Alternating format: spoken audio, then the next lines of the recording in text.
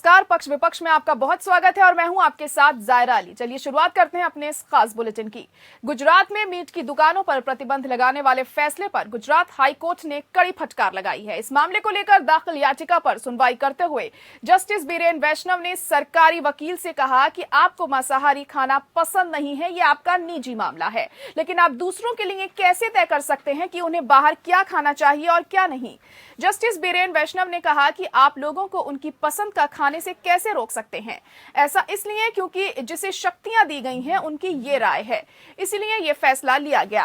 कल आप ये भी तय करेंगे कि मुझे अपने घर के बाहर क्या खाना चाहिए।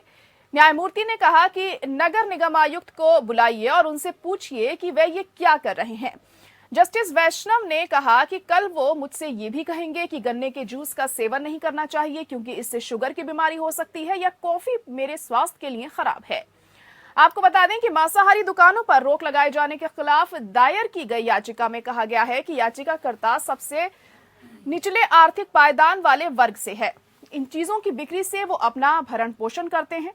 दरअसल राजकोट के मेयर ने कहा कि मांसाहारी भोजन वाले कोट के चलते आसपास रहने वाले और वहां के से गुजरने वालों की धार्मिक भावनाएं आहत होती हैं।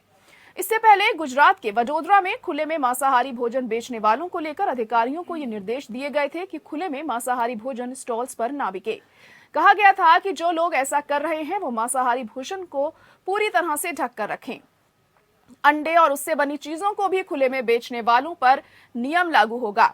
इस आदेश का असर सिर्फ वडोदरा में ही नहीं बल्कि सूरत, भावनगर, जूनागढ़, राजकोट और अहमदाबाद में भी देखा गया, जहां इस तरह की दुकानों को भारी संख्या में हटा दिया गया। ऐसे में अब गुजरात हाई कोर्ट ने फटकार लगाते हुए कहा है कि आखिर आप कैसे तय कर सकते हैं कि किसे क्या खाना है। वैसे ये पहला मौका नहीं है जब अदालत ने ऐसा फैसला सुनाया हो। इससे पहले जुलाई 2021 में उत्तराखंड के उच्च न्यायालय ने एक महत्वपूर्ण टिप्पणी करते हुए कहा था कि लोकतंत्र का अर्थ केवल बहुसंख्यकों का शासन ही नहीं बल्कि अल्पसंख्यकों के अधिकारों की रक्षा करना भी होता है।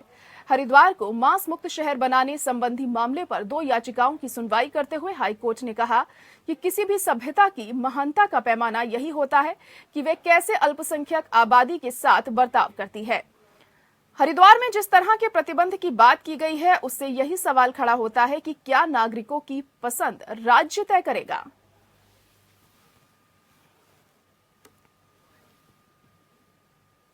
और इसी खबर पर आज हम चर्चा भी करने वाले हैं। हमारे मेहमान भी हमारे साथ जुड़ चुके हैं। हमारे साथ अश्विनी उपाध्याय जो कि बीजेपी नेता हैं वो जुड़ गए हैं। इसके अलावा हमारे साथ अजय अरोड़ा कांग्रेस नेता हैं वो जुड़ चुके हैं। अश्विनी जी, आप दोनों का सबसे पहले बहुत स्वागत है। और अश्विनी शाही जी हमारे साथ जुड़ गए हैं। अश्विनी जी, आपसे यही पूछना चाहूंगी कि अब जिस तरीके से हमने देखा कि गुजरात में सरकार ने ये तय कर दिया कि जो मीट की दुकानें हैं वो नहीं लगाई जाएंगी और खुले तौर पर मांस, मच्छी, मीट नहीं बेचा जाएगा, यहां तक कि अंडा भी नहीं बेचा जाएगा, तो इसे क्या तुगलकी फरमान माना जाए? और आज तो हाईकोर्ट ने भी फटकार लगा दी है। देखिए, आपने जो सवाल पूछा उसी में उसका जवाब भी छुपा हुआ है जी। गुजरात में वडोदरा और राजकोट में, भावनगर में पहले हुआ और अहमदाबाद में एक जो निर्देश जारी किए गए थे वो निर्देश ये थे कि खुले में मांस और मच्छी और अंडे की बिक्री न हो। खुले का मतलब जैसे स्कूल, कॉलेज, मंदिर, कम्युनिटी हॉल के अगल बगल लोग दुकानें लगाते हैं, वहां से 100 मीटर दूर बेचने की बात हुई जी। दूसरा, जो खुले में बिकता है तो खुले में बिकने का मतलब होता है गंदगी, वहां पर सड़कों के किनारे लगता है तो वहां पर जाम लगना, ये बहुत से कारण दिखाए गए थे। इस वजह से ये कहा गया कि खुले में मांस और मच्छी की बिक्री नहीं होगी, मुख्य स्थानों से 100 मीटर दूर ये मांस और मच्छी की बिक्री होगी। ये कानून उत्तर प्रदेश में भी लागू है कि किसी भी स्कूल, कॉलेज, मंदिर, गुरुद्वारा, मस्जिद के अगल बगल 100 मीटर दायरे में नहीं रहेगा। तो ये तुगलकी फरमान इसको नहीं कहेंगे। इसको अगर देखा जाए कायदे से तो एक शहर की सफाई की वजह से भी, हाइजीन की वजह से भी, हर तरह से ये बेहतर व्यवस्था में देखा गया। कहीं पर रोक नहीं लगाई गई कि आप मांस और मच्छी नहीं बेच सकते जी। हैं। अगर ये हाइजीन की वजह से किया गया था तो आज हाईकोर्ट की तरफ से फटकार क्यों लगाई गई है? हाईकोर्ट की तरफ से क्या दलील पेश की गई? क्योंकि हमारी जो जानकारी है कि सरकार ने पहले भावनगर के मेयर ने, राजकोट के मेयर ने और क्या कहते हैं वडोदरा के मेयर ने पहले तो यही कहा था कि यहाँ पर खुले में गंदगी होती है, गंदगी और ट्रैफिक जाम होता है। इस वजह से यहाँ से सड़क के किनारे हम दूसरी जगह देंगे, वहां पर ये लोग लगाएं। तो सड़क के किनारे लगाते हैं, हो सकता है। अब वहां पर क्या कहा गया वो मुझे नहीं मालूम है, क्योंकि मुझे जो जानकारी है वो मैं आपको बता रहा हूँ।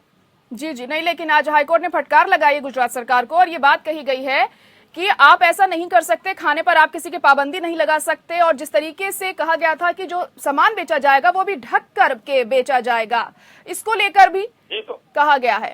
जायरा जी, ये बताइए, हम और आप अगर कहीं जाते हैं तो क्या खुले में सामान खाना पसंद करते हैं? नहीं पसंद करते हैं।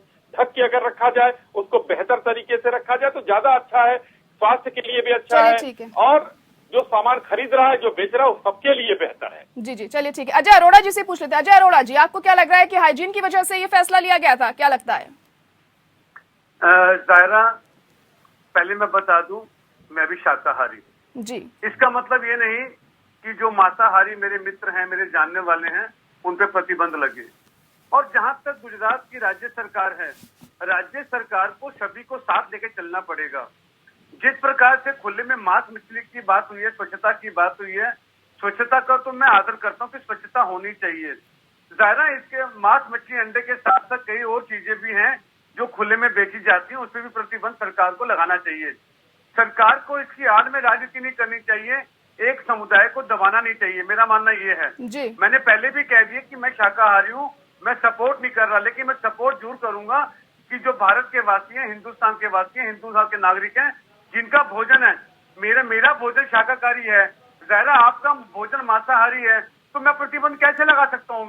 मुझे प्रतिबंध लगाने का कोई अधिकार ही नहीं है। जी, जाहिर तौर पर प्रतिबंध आप नहीं लगा सकते क्योंकि हम एक लोकतांत्रिक देश में रहते हैं और आपकी मर्जी है, आप जो खाना पीना चाहें।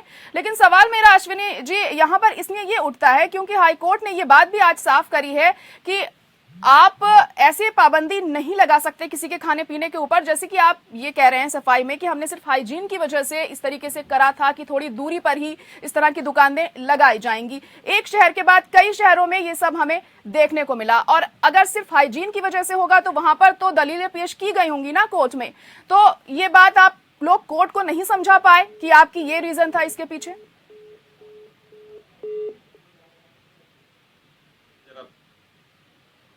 जी अश्विनी जी, आप सुन पा रहे हैं मुझे? लग रहा है फिलहाल अभी संपर्क टूट गया उनसे हमारा।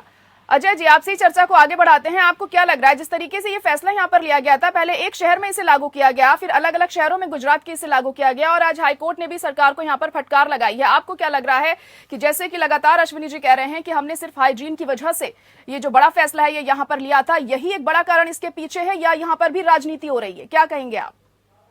बिल्कुल राजनीति है। जहाँ जहाँ भारत में भारतीय जनता पार्टी शासित राज्य हैं, वहाँ ये चीज उत्पन्न हुई है। ये नहीं होनी चाहिए, और आज तो माननीय न्यायालय ने फटकार लगाई है और हम न्यायालय का सम्मान करते हैं। जाहिर है जो न्यायालय का निर्देश होगा, जो आदेश होगा, उसका पालन होना चाहिए। सरकार किसी राज्य की हो, किसी पार्टी की हो, किसी संस्था की हो, वो न्यायालय से ऊपर नहीं है, और न्यायालय की फटकार को अन्यथा नहीं लेना चाहिए। न्यायालय ने बड़े सोच समझ के चीफ जस्टिस ने कहा है कि किसी के खाने पे प्रतिबंध हम नहीं लगा सकते, किसी के भोजन में क्या आता है, मेरे भोजन में क्या आता है। मैंने बार बार ये कहा और आगे भी बोलता रहूंगा कि किसी के भोजन पे प्रतिबंध नहीं लगना चाहिए। जी बिल्कुल, जाहिर तौर पर। अश्विनी जी, अब आप सुन पा रहे हैं मुझे? जी सुन पा रहा हूं। जी, तो मैं आपसे ये जानना चाह रही थी कि जैसे कि आपने ये कहा कि हम साफ सफाई के लिए, हाइजीन के तौर पर हमने ये फैसला लिया था, तो आज जब कोर्ट की कार्रवाई हुई होगी तो दलीलें भी वहां पर पेश हुई होंगी, तो आपकी तरफ से क्या इस बात की दलील पेश नहीं की गई कि हमने सिर्फ हाइजीन की वजह से ये बड़ा फैसला यहाँ पर लिया था? क्योंकि कोर्ट तो यहाँ पर आपके खिलाफ ही होता हुआ दिखाई दे रहा था। साफ तौर पर उनका ये कहना था कि हाँ, क्या हम अपनी मर्जी से कुछ खा नहीं सकते? नहीं, एकदम आपने सही कहा, और दलीलें पेश की गई होंगी। को माननीय न्यायालय का जो भी फैसला आएगा उसको सरकार मानेगी, राज्य सरकार। लेकिन राज्य सरकार ने जो दलील दी थी उस पे के बारे में मैं कह रहा था, और हमारे कांग्रेसी अजय भाई ने जो है तुरंत उसमें मजहब घुसा दिया। अजय भाई, आपकी जानकारी के लिए बता दूं कि सिर्फ और सिर्फ एक मजहब नहीं, मैं नाम लेकर कहता हूं, मुस्लिम ही नहीं मांस काटते हैं, अब हिंदू और सिख सब लोग भी मांस की दुकानें रखने लगे हैं, और लगभग हर शहरों में दुकानें पाई जाती हैं। तो ये उचित नहीं है कहना कि एक मजहब के लिए, क्योंकि आप लोग कहते हैं मजहब की राजनीति नहीं करते हैं, और आपने तुरंत पहला ही वक्तव्य दिया मजहब के नाम पर। अरे मेरा मानना है कि स्पष्ट रूप से सरकार ने ये कहा था कि 100 मीटर के दूर नहीं होंगे, जो बगैर लाइसेंस होंगे उनको नहीं लगाने दिया जाएगा, चाहे वो कहीं लगाते हो। तो स्पष्ट जो दिया गया। लेकिन अब माननीय कोर्ट में क्या दलील दी गई, जायरा जी का सवाल जायज है कि वहां पर क्या दलील दी गई होगी। माननीय कोर्ट ने क्यों खाने पर प्रतिबंध की बात की? अगर जगह की बात होती तो उनको जगह देने की बात होती। तो वहां दलीलों का जो है, हो सकता है कि कुछ वहां के समाचार अपुष्ट हो, आने में हमारे पास देरी हो गए हो, इस वजह से हम नहीं उस पर कुछ बोल सकते हैं। फिलहाल अगर माननीय हाईकोर्ट ने ऐसा कहा है तो सरकारें उस पर अमल करेंगी। जी चलिए ठीक है। अजय अरोड़ा जी, अश्विनी जी कह रहे हैं कि आप कर रहे हैं मजहब की राजनीति, क्या जवाब देना चाहेंगे? जायरा जी, उत्तर और प्रश्न दो चीजें होती। अश्विनी जी मेरे मित्र भी हैं और बड़े सुलझे हुए भारतीय जनता पार्टी के प्रवक्ता नेता हैं। इन्होंने स्वयं स्वीकार किया कि माननीय उच्च न्यायालय के आदेश का पालन हुआ और आदरणीय न्यायालय ने फटकार लगाई और इन्होंने क्या क्या बातें पेश की, इनका जी भी मेरे को सूचना नहीं है कि क्या क्या बात रखी गई सरकार द्वारा, राज्य सरकार द्वारा। लेकिन इस बात को इन्हें मानना कि माननीय न्यायालय ने फटकार लगाई, राज्य सरकार को निर्देश दिए, आदेश दिए, इसलिए मैं अश्विनी जी का स्वागत करता हूँ। खुद स्वयं स्वीकार किया। और जहां तक राजनीति की बात है, जायरा में राजनीति नहीं कर रहा, मैंने भोजन की बात की। इन्होंने दलील दी कि हिंदू भी खाते हैं, सिख भी खाते हैं, मुस्लिम भी खाते हैं। इनकी बात से मैं इत्तेफाक रखता हूँ। लेकिन जहां तक गंदगी हाइजीन की बात है, लेकिन सरकार की जो दलील है, जो न्यायालय की दलील है, उसको तो हम इग्नोर नहीं कर सकते, उसको तो बाईपास नहीं कर सकते। जी जाहिर तौर पर। अश्विनी जी, अब जब ये आपकी तरफ से फैसला लिया गया था, आपकी सरकार की तरफ से गुजरात में, कि ऐसे खुले में मीट नहीं बेचा जाएगा और 100 मीटर की दूरी पर ही होगा, जो तमाम धार्मिक स्थल हैं उनकी अगर हम बात कर लें, स्कूल कॉलेज की अगर हम बात कर लें, लेकिन ये अब क्यों याद आया? इससे पहले ये फैसला क्यों नहीं लिया गया, अगर सिर्फ और सिर्फ स्वच्छता की ही बात थी तो? जायरा जी, अब और तब की बात नहीं होती है। सरकारों को जैसे जैसे चीजें, अगर सड़क पर कहीं जाम लगता है, और मैं कई बार इधर, मुझे लग रहा है कि मैं 2-3 महीनों के बीच में अहमदाबाद कई बार गया हूँ, और जो वहां पर चौराहे हैं वहां पर अक्सर अंडे की दुकानें हैं, और वहां पर भी मतलब लोग बाइक और गाड़ियां रोककर खाते हैं लोग। तो वहां पर थोड़ी जाम की स्थिति पैदा मुझे दिखी, मतलब बाकी अब जो है मुझे भीड़ दिखी थोड़ी। हो सकता है ये कारण हो, क्योंकि पूरे गुजरात में जैन पर्व पर माननीय सुप्रीम कोर्ट का 2008 में फैसला आया था कि जैन पर्वों पर मांस मछली की बिक्री बंद। ये माननीय सुप्रीम कोर्ट ने फैसला दिया था। तो वहां पर जैन समुदाय के लोग, काफी लोग रहते हैं, तो हो सकता है सरकार ने उसमें कुछ आया हो, लेकिन कहीं बैन लगाने की बात मेरी जानकारी में नहीं है। जयरा जी, मैं बार बार कह रहा हूं इस चीज को कि सरकार ने कहीं बैन नहीं लगाया है। हाँ, चौराहे से, मुख्य स्थानों से खुले में बेचने पर, बिना लाइसेंस के बेचने पर रोक लगाने की बात करी गई है, जो कि मेरे हिसाब से जायज है। और फिर मैं कहना चाहूंगा कि माननीय कोर्ट ने क्या दलीलें दी गई, क्यों ये कहा, इस पर अभी पूरी जानकारी मैं नहीं दे पा रहा हूं, क्योंकि मेरे पास जानकारी अपुष्ट है। जी, गुजरात में जिस तरीके से मीट की दुकानों पर पाबंदी लगा दी गई थी, उसको लेकर आज हाई कोर्ट ने गुजरात सरकार को फटकार लगाई है। मेहमान भी हमारे साथ बने हुए हैं। अश्विनी जी, आपके पास आना चाहूंगी कि आप ब्रेक पर जाने से पहले, जैसे कि आप कह रहे थे कि स्वच्छता को लेकर, हाइजीन को लेकर ये फैसला लिया गया था, लेकिन आपको नहीं लगता, भले ही ये रीजन इसके पीछे रहा हो, लेकिन जो लोग इस तरह के ठेले लगाते हैं, रेहड़ियां लगाते हैं, तो उनके रोजगार पर भी इससे खासा असर पड़ेगा? क्योंकि एक जगह किसी का काम जम जाता है तो उसे दूसरी जगह लेकर जाने में उसे खासी दिक्कतें पेश आती हैं, और शायद यही वजह है कि याचिका जिस शख्स ने लगाई थी वो भी आर्थिक रूप से काफी कमजोर था। जी, आपने सही कहा जायरा जी। और एक जगह दुकान जम जाती है, वहां से हटाना थोड़ा सा मुश्किल होता है, मगर शहर को चलाने के लिए, अभी आप ब्रेक में थी तो मैं देख रहा था कि क्या हुआ है, तो लेकिन मुझे माननीय मुख्यमंत्री जी का बयान, वहाँ के कई कानून मंत्री का बयान, सबका सिर्फ और सिर्फ यही आया है कि हाइजीन की वजह से और सड़कों पर जाम की वजह से, ये दो चीजों की वजह से सड़कों के वहां से हटा के 100 मीटर दूर करने की बात कही गई है, और कोई कारण मुझे नहीं मिला।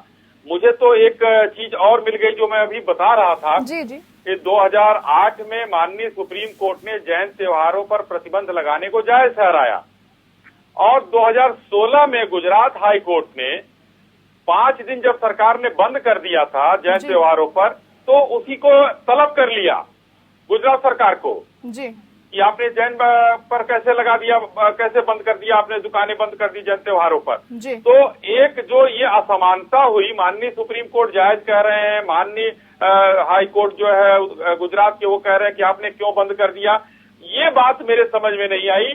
तो मैंने कहा मतलब तो कुछ भी हो सकता है, क्योंकि वहाँ के मुख्यमंत्री जी कह रहे हैं कि वहाँ भाई कोई भी खाएगा, हमको कोई दिक्कत नहीं है, कहीं भी बिके हमको कोई दिक्कत नहीं है, लेकिन हम हाइजीन को लेकर और स्वच्छता को लेकर और वहाँ पर जाम लगता है, इसकी वजह से हम दूर करना चाहते हैं। जी जी, लेकिन जिस तरीके से फैसला लिया गया था, मेरा सवाल यही था रोजगार को लेकर, उन लोगों के जो लोग दुकानें लगाते हैं, तो उसके लिए कोई एक बी प्लान भी तो होना चाहिए ना उन लोगों के लिए, अगर आपने ये फैसला लिया था तो। प्लान बी सरकार ने वहाँ दिया है। माननीय मुख्यमंत्री जी का बयान आज से 2 महीने पहले आया था जी। उन्होंने कहा था कि हम इनको वहाँ से 100 मीटर दूर लगाने की जगह देंगे, हम वहाँ पर रखवा इनको स्थापित कराएंगे। तो ये सिर्फ और सिर्फ मुख्य जगहों से, एक उसमें जो बात लिखी गई है मुख्य जगह, जैसे चौराहा हो गया या कोई मंदिर हो गया, स्कूल हो गया, कॉलेज हो गया, कम्युनिटी हॉल हो गया, उससे वहां से दूर 100 मीटर दूर करने की बात हुई है। और वहां पर स्थापित करेंगे तो किसी का रोजगार नहीं लिया जा रहा है। हाँ, वो बहुत महत्वपूर्ण बात आपने कहा कि एक जगह दुकानें चल जाती हैं तो दूसरे जगह जमाने में टाइम लगता है, ये थोड़ी सी दिक्कत आएगी, लेकिन शहर को साफ सुथरा रखने के लिए शहर निवासियों का भी कोई कर्तव्य है, जो एक निवासी के नाते वहाँ के लोग वो करेंगे। जी, अजय अरोड़ा जी, आप क्या कहेंगे? इस तरह के फैसलों से रोजगार पर भी असर पड़ता है, आम लोगों को दिक्कतें पेश आती हैं, आपकी राय जानना चाहेंगे। बिल्कुल जाहिरा, सरकार का मतलब ये नहीं कि कोई भी फरमान जारी कर दे जी। तो जहाँ तक हाइजीन की बात की जाहिरा, हाइजीन के लिए अभी मेरे मित्र ने कहा कि मैं भी गुजरात बहुत गया और इन्होंने कहा कि जाम लग जाता है, चौक पे अंडे मांस मछली की दुकानें हैं, मैं खमन खाता हूँ, मैं ढोकला खाता हूँ, मैं गुजराती फूड खाता हूँ, मैं भी वहां सड़कों से ले लेता हूँ। तो कहने का मतलब है कि चाहे मांस मछली की दुकानें हो, चाहे कोई और विशेष दुकानें हो, जैसे गन्ने के रस की बात की गई, सब चीजों की बात की गई, तो सरकार को एक दृष्टि से देखना चाहिए, 2 दृष्टि से नहीं देखना चाहिए। कथनी और करनी में फर्क नहीं होना चाहिए। और सरकार ने जो दलीलें पेश की, इन्होंने शाही जी ने बोला कि मुझे नहीं मालूम कि न्यायालय में क्या कहा गया। न्यायालय में ये नहीं कहा गया कि हर चौक जाम हो जाता है इसलिए मांस मछली की दुकानें बंद होनी चाहिए। और जहां तक पुनर्स्थापित की बात है जाहिरा, बिल्कुल व्यापार पे असर पड़ता है। कोई भी व्यापार हो, कोई भी चीज हो, अगर वो स्थापित हो चुके कई वर्षों से, उसको दूसरे स्थान पे आप भेजते हैं तो निश्चय ही फर्क पड़ने वाला है।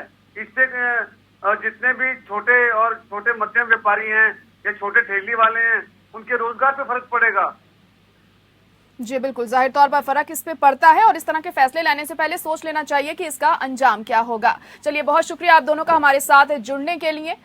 तो हमने देखा कि किस तरीके से आज हाईकोर्ट की तरफ से गुजरात सरकार को फटकार लगाई है इस मसले को लेकर कि उन्होंने पाबंदी लगा दी थी नॉनवेज की दुकानों को लेकर। अब देखना होगा आगे इस मसले पर क्या होता है। इसी के साथ पक्ष विपक्ष में आज के लिए इतना ही। मुझे दीजिए इजाजत, नमस्कार।